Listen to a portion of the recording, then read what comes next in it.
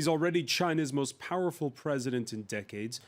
So why does Xi Jinping seem to be tightening the screws even further? Of late, there's been a flurry of strongman measures. There's the treatment of Nobel Peace Laureate Liu Xiaobo during his dying days. The international community voicing concern now over the whereabouts of his wife, poetess Liu Xia. This last Friday's sidelining of 4 Hong Kong legislators on the heels of President Xi's visit to the territory, raising fresh doubts over the former British colony's special status. Tighter controls over the internet, with reports last week that the country's 3 main telecoms companies have been ordered to stamp out virtual private networks, VPNs, that help users bypass the so-called Great Firewall of China. The government denies, but already social media seems on an even closer watch. And now comes the purge of a rising star within the Communist Party. Why was 53-year-old Sun Zhenkai removed as leader of the sprawling southwestern metropolis of Chongqing? All this ahead of a crucial congress of the party in the fall, where a large part of the Politburo is expected to be renewed. What is going on in the high halls of power? Some even wonder aloud if Xi Jinping has designs to stay on beyond the customary 2 terms as president. Today in the France 24 debate, we're looking at the tightening of the screws of late in China. We'll be joined from Princeton, New Jersey by exiled human rights attorney Teng Biao, who is with the U.S. Asia Institute. Here in the studio, former Beijing correspondent for newspaper Libération, Pierre Aski, president of Reporters Without Borders. Hello. Nice to see you again. We're also joined again by investor Andre Lozekrug-Pietri, who chalks up the air miles between China and France, and has done so for the past decade and seen the change there. Thank you for joining us. The France 24 debate on Facebook and Twitter, the hashtag F24debate. A fall from grace can indeed be dramatic. Last Wednesday, Canada's trade minister was tweeting her a great pleasure at being received, along with that nation's governor general, by the boss of Chongqing. Little did Bardish Chagger know that her host was about to be suspended. The South China Morning Post quotes an unnamed source in that sprawling city of 30 million as saying Sun Zhenkai is suspected of, quote, serious violation of party discipline. Pierre Aski, what do you make of this story? It's a big story because Sun Zhenkai was one of the possible successors to Xi Jinping. His name was mentioned regularly, and his fall just a few months before the party congress showed that big maneuvers are underway to prepare for the Congress. And it also comes on the eve, you know, there's a ritual in China. Every year in August, the leadership goes to the beach. And they go to Beidahe, which is the nearest seashore to Beijing. And they are beyond the sight of anyone. There's a compound of villas, and they prepare for the big political decisions. That's where everything is being decided. Then you're going to have the Congress a couple of months later. So the removal of one key element from the Politburo and one of the contenders to succession show that not everything is settled and is quiet in the corridors of power. Although we don't know, we must admit, that we don't know what's going on behind the walls of power. This is one of the most secret places on earth. Probably North Korea is worth. But in terms of the party games, we don't know. But there is a context, and the context is the very powerful anti-corruption drive that has been going on for years, which has mostly affected other clans, not so much the president's clan. Then you have the removal of Sun in Chongqing in the context of accusations from abroad. You know, there's a crisis, there's a simmering crisis for the past few months. There's a billionaire exiled in the US, Guo Wenjing, who has made very strong accusations against the key man in Xi Jinping's entourage, called Wang Qishan. He is the boss of the anti-corruption fight. And Wang Qishan is reaching age limit. So normally he should be out in the next party congress. And everybody says in China, whether it's true or not, that Xi Jinping wants to keep him despite party rules.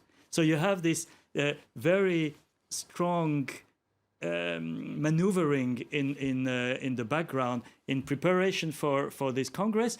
But to make it short, Xi Jinping is already powerful, and he wants to be even more powerful and clean the floor from potential critics or rivals. Now, Chongqing is this town in the southwest of China that's become this sort of poster child for everything that's vibrant and change. It's a very dynamic place. But it's also a key place for political drama I was about in to China. ask. Because there was the spectacular downfall of Bo Xilai. Yes.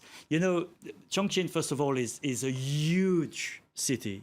I mean, the metropolis is about 30 million people. The town itself is sprawling. You cannot even imagine the limits of the city. So it is something very important on the Yangtze River. And the boss of Chongqing is a heavyweight in Chinese politics. So Bo Xilai had made it his powerhouse. Bo Xilai was a rival to Xi Jinping for one very good reason. Both of them are sons of key leaders during the Mao era. And Bo Xilai thought that his father was more important than Xi Jinping's father in history. And he thought that the number one job should have gone to him.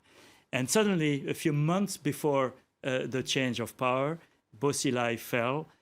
He was sentenced to life imprisonment. His wife is also sentenced to life imprisonment for the murder of a British citizen. And all of a sudden, you have a huge chunk of the party leadership that falls, and some allies fall in the following weeks or months. So that's Chongqing. And 5 years later, once again, the boss of Chongqing, who is a contender for a top power, falls. You have to think. Some are saying it's not a coincidence that there's something about Chongqing. I don't know if it's something about Chongqing. It's the fact that the boss of Chongqing, he is by nature an important man because this is a key city in China's landscape. André Lezecoq-Pietri? Yeah, maybe to add to what Pierre just said, Chongqing, like Tianjin, are the two cities who are basically city-states. So they are provinces in themselves, so the power is very important. But you're totally right. There seems to be a curse about Chongqing. There is a relationship, actually, is that Wang Qishan that was just mentioned, which is basically the anti-corruption Tsar, has mentioned a couple of months ago that he was not happy that Bo Xilai's allies have not been removed fast enough. And it's true that the last people who were in the entourage of Bo Xilai were removed of their posts last December or even one last June. So that was maybe, is this a major reason? Is this a pretext? What is sure is I think this is going to give fantastic material for people who want to do a Chinese version of House of Cards, because that's basically what's unraveling here. What is particularly interesting is that it seems that this succession, I mean, in next October, we will have this party congress. It will be particularly important because it will be the second term of Xi Jinping, most probably. And in these second terms, you determine who is going to be the successor.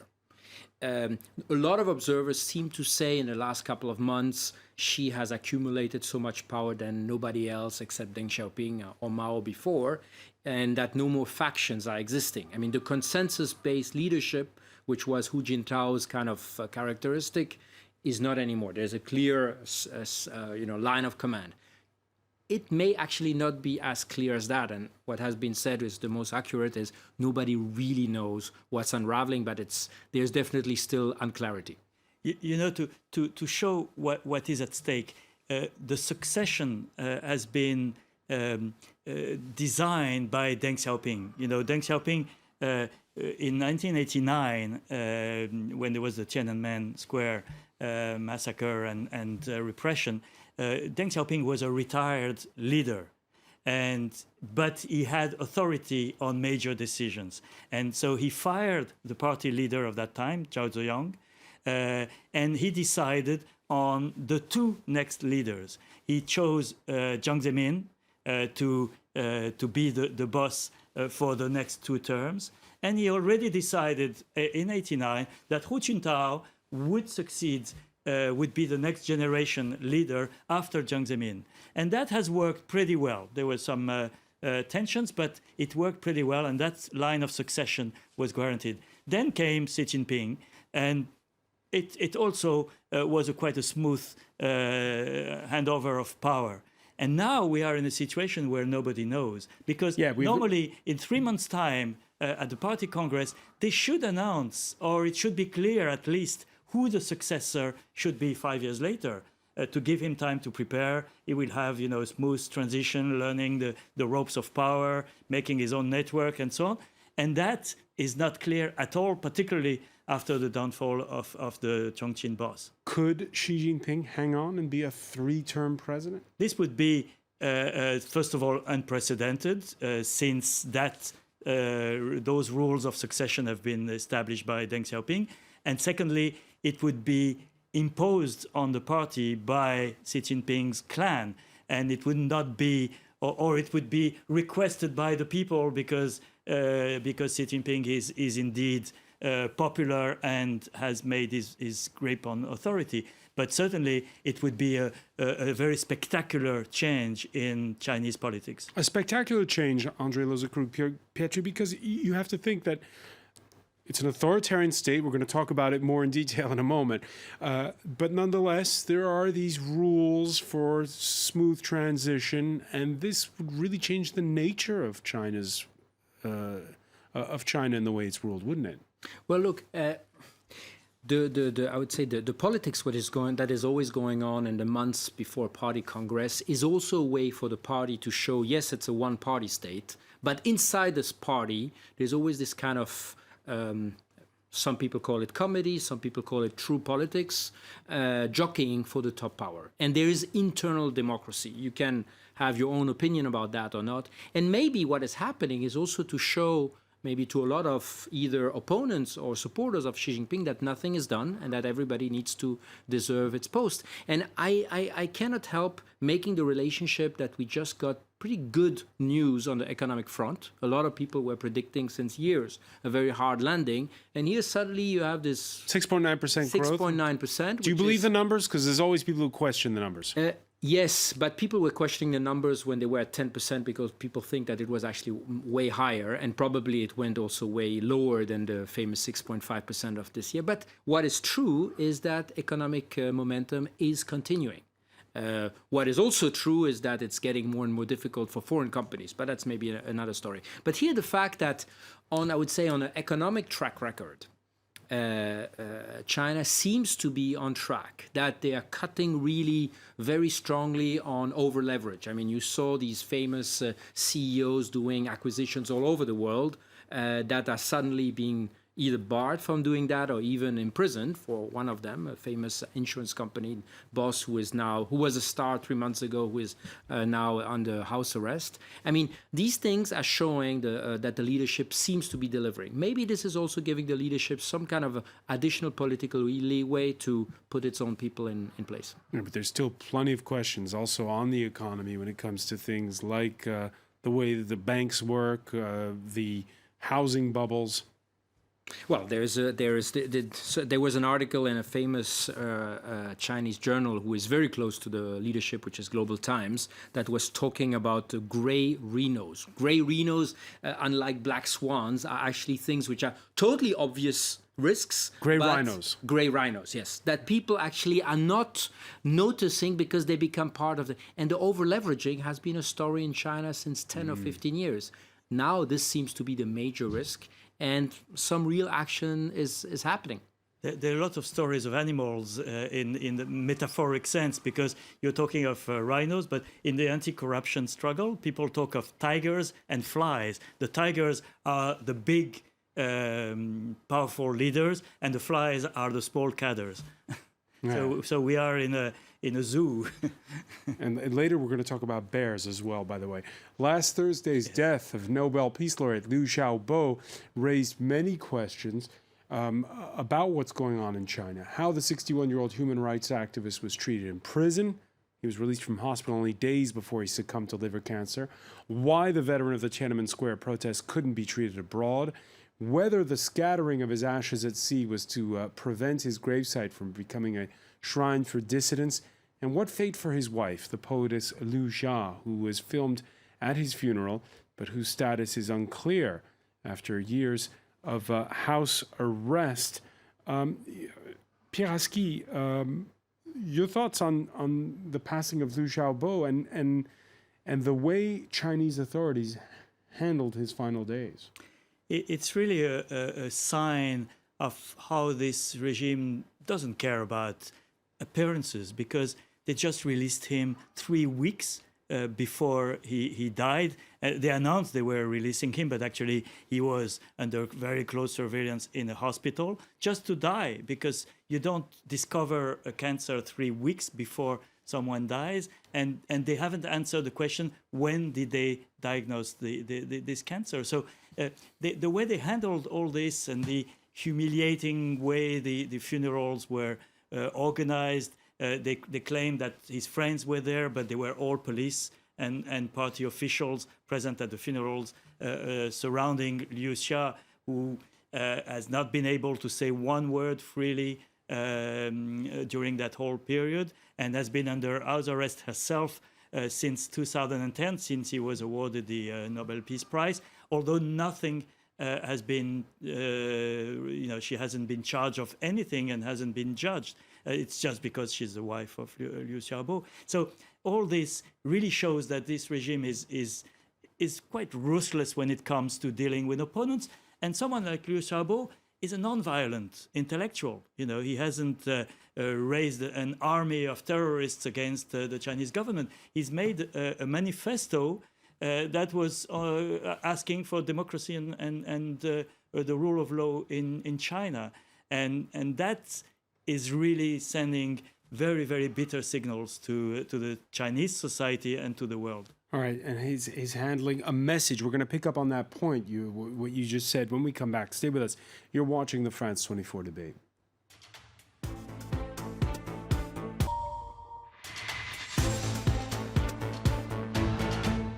Welcome back, or welcome if you're just joining us. It's the France 24 debate, and we're looking at the tightening of the screws in China, the apparent purge of a rising star within the Communist Party ahead of a crucial Congress, and also crackdown on dissidents, a tighter leash play on dissidents. And we're talking about it in the company of former correspondent for newspaper Libération Pieraski, now president of Reporters Without Borders, André Lozekrug-Pietri, investor who's been traveling to China for a long time, who's with us as well. We were talking just before the break about Liu Xiaobo, the Nobel Peace Laureate, who you met. Yes, I met him twice when I was based in China. It was difficult to meet him. He was banned from meeting journalists, but he was keen to take risks to get his message across. Most people in China, of course, unaware of Liu Xiaobo, or at least it's not something that's talked about. One place where they do know his name, though, is Hong Kong. Their pro-democracy activists staged vigils after his death, and the authority in that former British colony paid tribute. I think Hong Kong people are always very compassionate. And so I share that compassion of many Hong Kong people by sending my condolence to the wife and the family of Mr. Liu. Now, Carrie Lam spoke after the suspension of 4 pro-democracy lawmakers in Hong Kong. And there's this feeling that perhaps, that special status for the former British colony is endangered. Well, as you know, Hong Kong is part of the People's Republic of China, but under the one country, two system that was negotiated by the British and the Chinese government. So normally there is full autonomy for Hong Kong, but Hong Kong people have been feeling for the past few years that there is a lot of growing encroachment into that autonomy, whether it's in the judicial system, in the political system. And you will remember that a couple of years ago, there was this big movement initiated by the youth in Hong Kong, asking for direct election of the leader of Hong Kong. And Mrs. Lam that we just saw was appointed or elected on a short list decided by Beijing. So clearly Beijing had refused the demand of the youth back then. And we are now in a very tense and very confrontational, growing confrontation between parts of the Hong Kong population, because Hong Kong is not a completely unified population. Part of it wants to have peaceful and quite accommodating relations with mainland China, and another one wants to express its identity through this struggle for democracy. So it's for direct democracy. So it's a very complex but tense and increasingly tense situation. Now, one of the attractions of Hong Kong is that it is part of China, but it plays by Western rules. And so it is an attraction for investors. Is there a feeling that that could be in doubt or endangered?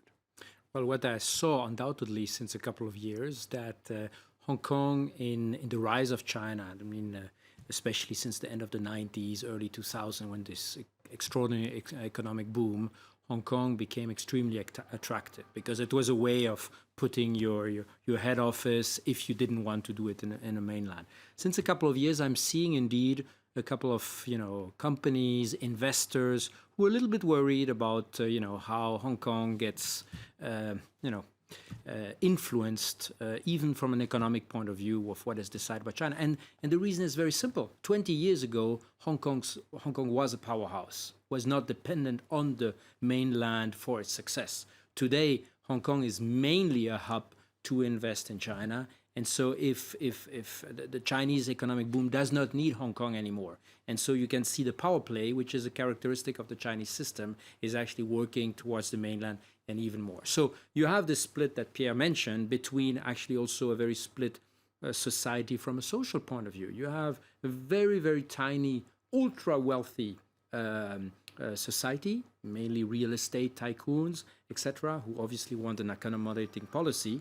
And you have the vast majority of people living in, not necessarily in a difficult economic situation, but it's the most expensive city in the world, and so a lot of people don't make a real great living out there. So you have also this split society. All right, we were talking about Liu Xiaobo earlier, and how much his death is being talked about. A report this week by the University of Toronto's Citizen Lab details how Chinese censors were able to intercept in real time images commemorating Liu in private one-on-one chats on the Chinese service WeChat, a feat that hints at the government's image recognition capabilities.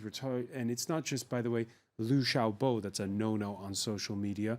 So is, it turns out, Winnie the Pooh, whose creator, A.A. Milne, recently passed away. Laurent Berstecker explains why. It may seem like an innocent montage, yet this picture of Xi Jinping and Winnie the Pooh has been the most censored photograph in China this year. Here, images of the world's most famous cartoon bear have been banned since internet users pointed out its so-called resemblance to the president. It's not the first time Xi Jinping has suffered the comparison. In 2013, this picture was also removed from the internet, and the friendly yellow bear remains a taboo topic for the population. Political, no comment. You better leave it alone. It's not good for our president. I think it's cute. It makes him seem friendly. For others, the comparison is no laughing matter. You think it's funny to compare our president to this bear? What are you trying to say? The situation might seem absurd, but it illustrates the rise of censorship in a country where making fun of authority figures is strictly forbidden. In China, you can only say positive things about the government. A cult of personality that knows no bound, and which has seen the harmless yellow cartoon bear become an enemy of the state. Yeah, we're joined at this point by exiled human rights attorney Teng Biao, who's with the U.S. Asia Institute. Thank you for being with us from Princeton, New Jersey. Thank you for having me. I'm just going to read to you, Biao, what one academic told the Financial Times about this Winnie the Pooh story. He said, historically, two things have not been allowed: political organizing and political action. But this year, a third has been added to the list: talking about the president. What are your thoughts on what's going on social media in China? Yeah, the social media, the internet is strictly controlled and censored by the Chinese government. Millions of foreign websites are blocked, even Google, Twitter, and Facebook. Recently, the images of Liu Xiaobo, Liu Xia, and are all filtered, and people just can't send them. And VPNs are forbidden now. So Xi Jinping is tightening the control on internet and the social media. But why does he need to do it? He's already the most powerful president in decades that China has seen. Why does he need to tighten the grip further? From the viewpoint of the Communist Party, they feel it's necessary to crack down more severely on the civil society, censor more censorship on internet. One reason is more and more Chinese people, citizens, are using the internet to promote the human rights movement, all kinds of activism. And for the past 15 years, especially Chinese human rights lawyers using the internet and the social media and other technologies promoted the rights defense movement. And that was seen as a big threat to the one-party system. And then Xi Jinping issued the harsh crackdown on not only lawyers but bloggers and journalists, media, and underground churches. So and on the other hand, the Communist Party is facing political crisis and as well as financial and social crisis and ideological crisis. So they feel they can't control the civil society, so they need to cut off the internet, to eliminate the human rights movement, the dissenting force from the civil society. Pierre Aski, Teng Biao talking about political and financial crisis within the Communist Party. You heard Andre Lozekrug saying 6.9% growth, the country's doing well, the president is strong. How do you explain, cracking down on images of Winnie the Pooh? All this shows that the insecure feeling that there is in the party leadership for several reasons. One is, indeed, you have a change of economic model. China went from a 10-12% growth with an export model to a much smaller, although still high, growth that is trying to create domestic consumption. There is the international environment, which should not be forgotten. The one thing that Xi Jinping shares with Vladimir Putin is a kind of paranoid view of the world, where China would be surrounded by the Americans, where the US and the West would be trying to infiltrate the civil society to create color revolutions, as they were called in the former Soviet Union. And all this is creating a need and a wish to tighten the grip on power, and particularly towards this civil society. Teng Biao was really part of this group of lawyers that could grow under Hu Jintao, the predecessor of Xi Jinping. We went from when I arrived in China, there were only 2 or 3 lawyers who dared defending human rights victims. when in last 2 years ago, when there was this crackdown, there were dozens, if not hundreds, of them. And so you had some space that was created for the civil society in the past decade that suddenly came to a halt with Xi Jinping. And I think you have to understand one thing: Xi Jinping. Does that mean there's no pressure valve anymore? No, very little. So it's a recipe for disaster, what you're saying. And the social networks are a little bit still a way for people to express their views. You know, Liu Xiaobo used to call it a gift from God, internet.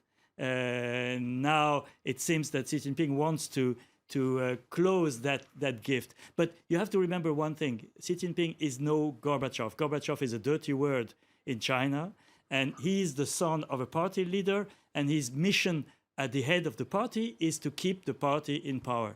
Once you've understood that, you understand everything else in the implementation of this program. All right, Pierre Aski, you talk about this worldview that perhaps everybody's out to get you, but just remember that on the day that Liu Xiaobo died, last Thursday, Donald Trump was in Paris.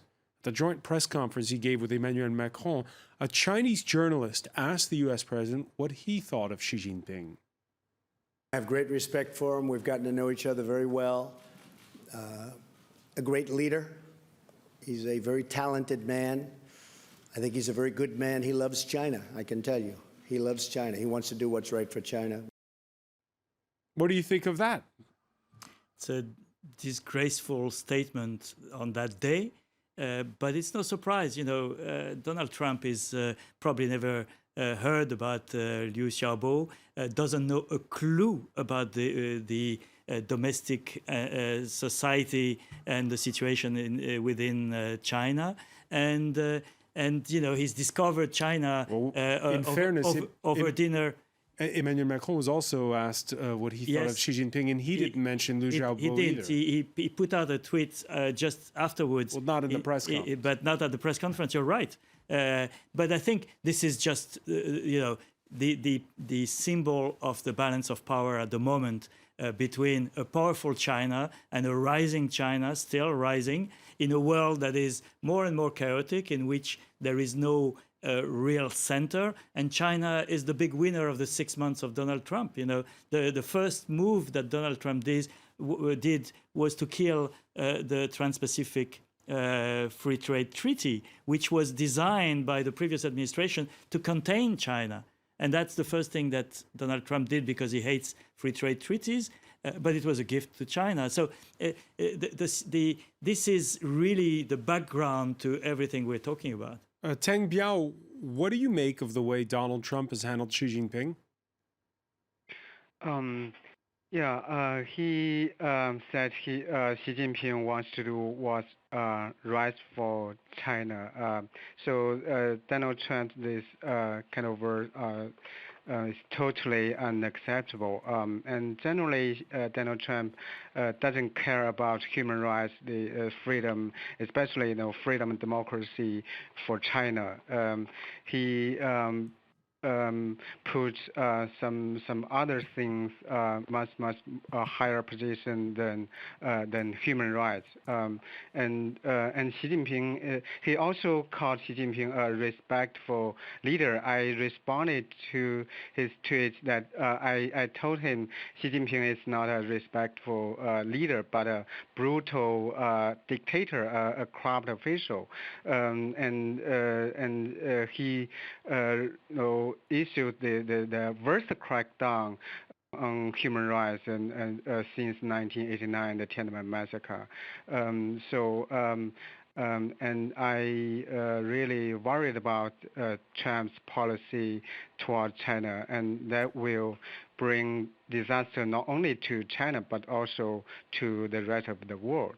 Andre Luzaku-Pietri, you came on for a previous show when Trump was first elected, and at the time he was bashing Beijing, and you said, well, this is maybe the right strategy if you want to afterwards strike deals with the Chinese. But what do you think when the U.S. president speaks there? And well, I also mentioned exactly the same, that the removal of the Trans-Pacific Partnership was the best gift that you could give. So the incoherence, I think on one side I see incoherence, but I see big resemblances between the two leaders. And one fact is that they are symbolizing, on a political way, the kind of the return of powerful nation states, and completely at the backdrop of what we've seen in the last 30 years, which is international orders, international values, international institutions.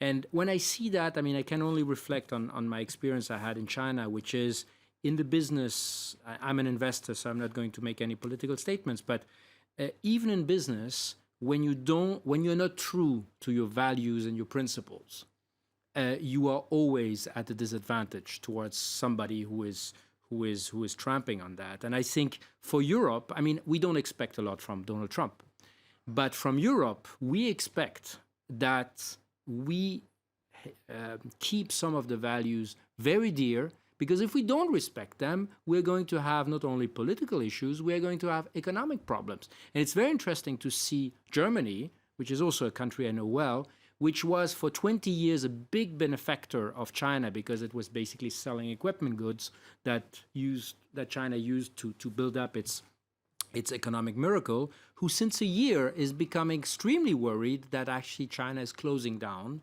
And it was a little bit ironic. I was in Davos when President Xi made the speech, where in front of 3,000 delegates, 2,000 of them had no clue about China. So when he talked about the fact that he is now the hero of globalization, a lot of people applauded, but those who really had experience in China knew that it was some kind of ironic, but that at the moment where actually China is closing down on foreign business. So my interpretation is that Xi Jinping is trying to walk maybe a very Chinese way. That means on a political way, he is really following a very nation-centric policy, which, as Pierre said, does not really care a lot about what the rest of the world say. And it's the responsibility of the world to say we're not going to meddle in your affairs, but we agree or we don't agree. And if we don't say we don't agree, we have a risk. But on an economic way, he just said this morning, or I think yesterday, we still need investment, because he knows, and there are a lot of smart people around him, that he absolutely knows for this transition to a service and to a high-tech economy, he needs foreign investment. And I think this paradox is going to be very problematic for him. All right. So when you listen, Pierre, to very briefly to what André said just now, and when we've been talking this past hour about a government that's on the defensive when it comes to any kind of criticism, Emmanuel Macron has yet to meet Xi Jinping. How should he handle him? Well, they met in Hamburg, but not on the side of the G20. I think he's going to be more careful with Xi Jinping. For the same reasons that were mentioned about Germany, that Emmanuel Macron has talked a lot about reciprocity during his campaign, and the problem in the relation with China is the lack of reciprocity. China wants to buy tech companies in Europe, but wouldn't allow a foreign company to buy a tech company in China. And so I think Emmanuel Macron will be very careful in his handling of China. He will not have an idealistic view of China. I think he will be more on a European protection than embracing the China dream. More in line with the German Chancellor than the U.S. President. Definitely. Pierre Aski, I want to thank you. I want to thank André Lozekrug-Pietri. I want to thank Teng Biao for being with us from Princeton, New Jersey. Stay with us. Media Watch is next.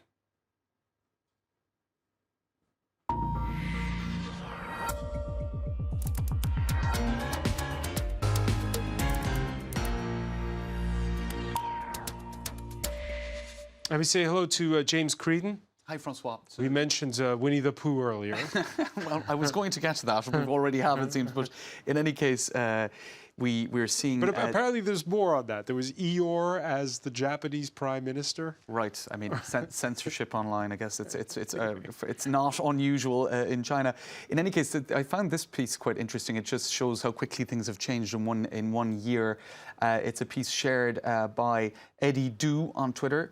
Chinese media run a long propaganda article talking up Sun Shenkai's achievements. Now, this is about a year ago, so it shows the extent to which things have changed. We're not going to be seeing probably too many more of those propaganda pieces. And this is the headline in today's South China Morning Post, saying that the probe evokes memories of Bo Xilai's dramatic fall. I imagine this has been also a topic of conversation. And a quote from that article: "One felled party boss in less than a decade is understandable, while two becomes an unsettling puzzle." So I suppose we're seeing a trend emerging here that has been picked up by the editorial writers of the South China Morning Post, and also Twitter users sharing those remarks. Now, what toe has he stepped on, asks another Twitter user going by the handle Glass Hippo.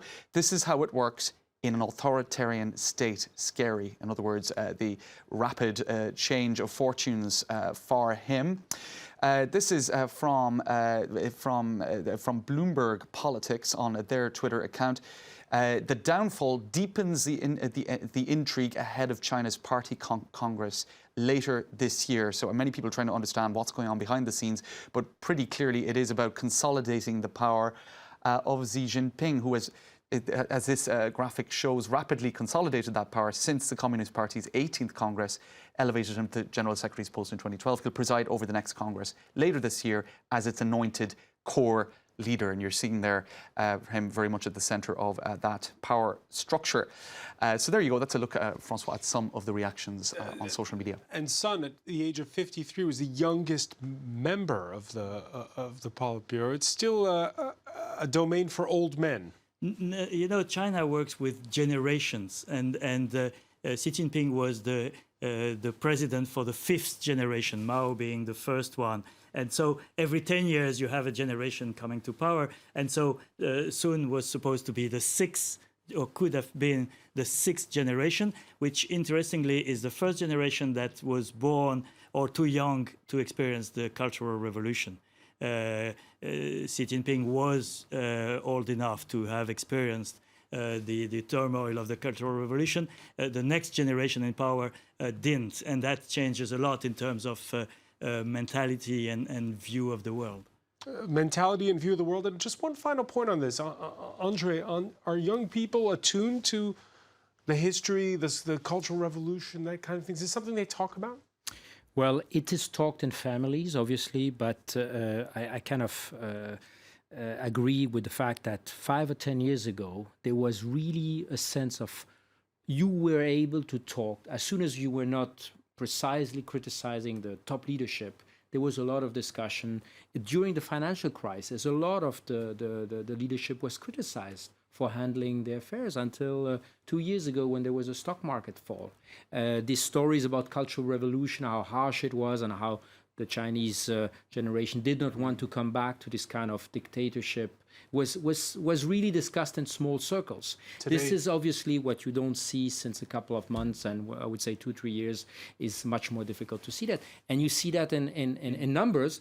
Out of Beijing, you have people who are emigrating and they don't come back. All right, we're going to have to leave it there, unfortunately. I want to thank you, James. Thanks, I want to thank our panel once again. Thank you for joining us here in the France 24 debate.